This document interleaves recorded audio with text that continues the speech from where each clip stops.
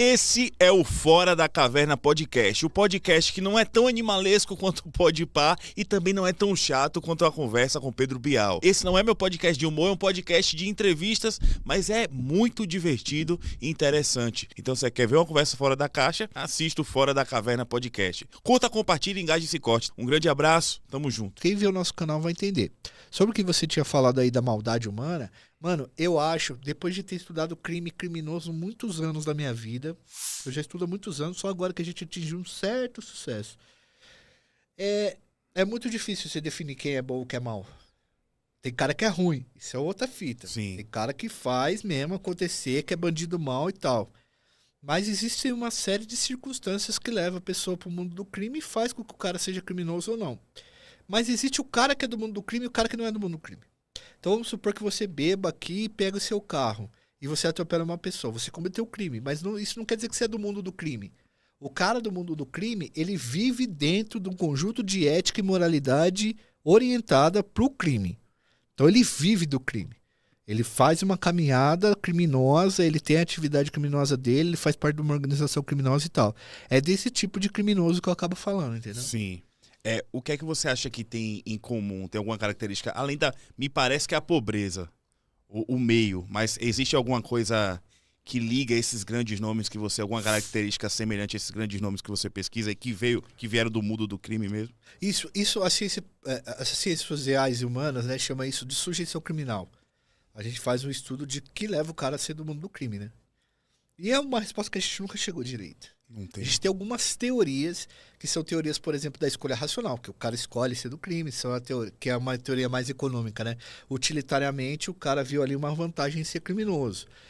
Mas a gente tem também as teorias sociológicas mais críticas que dizem que o cara é produto do meio onde ele está e por uma questão de sofrer ali consequências da pobreza ou da desigualdade social, ele teria uma tendência maior a ir para o crime, certo? Sim. Eu não acho que alguma escolha, não acho que as escolhas da gente são frias e não levam em conta a sociedade, mas eu também não acho que o cara, por estar na pobreza ou na desigualdade social, escolhe o mundo do crime, senão não teria criminoso rico. Sim. E todo pobre seria criminoso, né? Sei lá, ou a maioria dos pobres seria criminoso. Eu sempre falo isso, Cássio, porque isso não é eu que estou falando. Isso quem fala é o Michel Mises, que é um dos maiores autores da história das ciências sociais. E ele é marxista, Sim. né? Ele fala o quê? E aí muita gente confunde as coisas, porque o cara fala assim, o Mises fala, por exemplo, assim, cara, não dá para o sociólogo ficar falando que os pobres têm uma tendência maior aí para o mundo do crime, porque você está justificando, por exemplo, a polícia entrar lá na favela e dizer que ali tem maior probabilidade de ter bandidos. Você, como acadêmico, está justificando isso. E não é verdade. O que existe na sociedade, que eu entendo, é uma espécie de etiquetamento que demonstra que uma parte da sociedade está mais sujeita a ser presa do que, por exemplo, os políticos, que a gente já sabe que não são. Sim. Isso é muito claro no nosso país. Então, eu acredito, eu não tenho essa resposta de por que o cara escolhe ir para o mundo do crime. Porque tanto na pobreza que o cara escolheu, quanto na riqueza, né, os crimes do colarinho branco, existe alguma coisa que faz o cara optar pelo mundo do crime, né? Quando fala você olha para o Rio de Janeiro e você vê um estado que parece que o estado perdeu a batalha contra o crime organizado. A ideia que você tem do Rio de Janeiro é essa, pelo menos para mim que sou leigo. Aí você olha para a Bahia e você vê também, várias facções. Eu sei que Salvador hoje tá horrível, já morei em Salvador um tempo, mas a gente vê relatos, até a questão dos sinais e tudo mais. Você olha para o norte e nordeste, tem um monte de facção. Aí as pessoas vivem dizendo no Twitter, eu fico vendo assim, que o Brasil se tornou um narco-estado.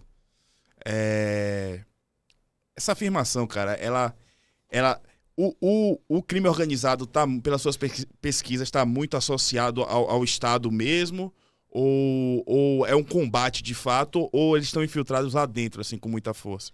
Cara, então, é uma questão complexa também. Eu não acho que o Brasil seja um narco-estado, tá? O Brasil está muito longe ainda de virar um México da vida. E eu explico por quê.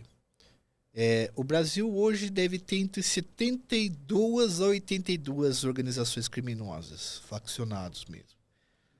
E tudo isso tem crescido bastante. Os caras têm entrado em guerra, tem uma disputa muito grande acontecendo e tal. Mas a maioria dessas facções, elas não fazem, por exemplo, o que os cartéis do México conseguem fazer. Os cartéis do México elegem governadores, mano. Os cartéis do México têm tanques de guerra. Eles têm helicópteros e aviões de guerra. Quando tentaram prender os chapitos, eles pararam o México, tá?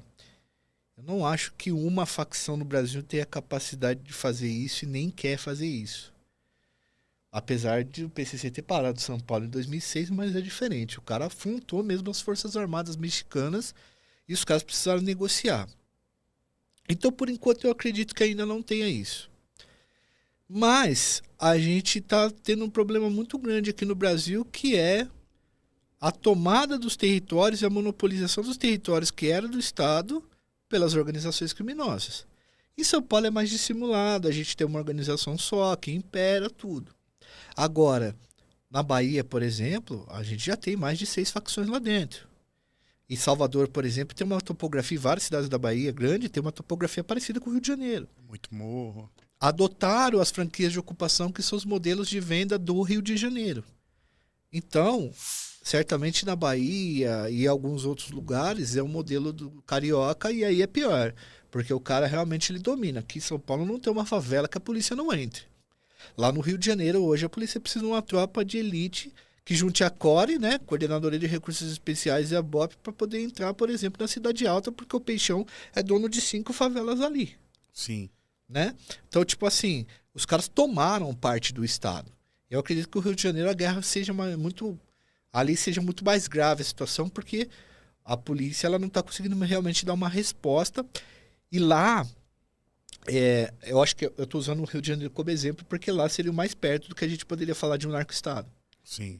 No Rio de Janeiro, cara, o Comando Vermelho e as outras organizações, eles praticamente tomaram todos os serviços do Estado dentro da favela para eles. Internet, gás. Sim, tem o CVNet, né?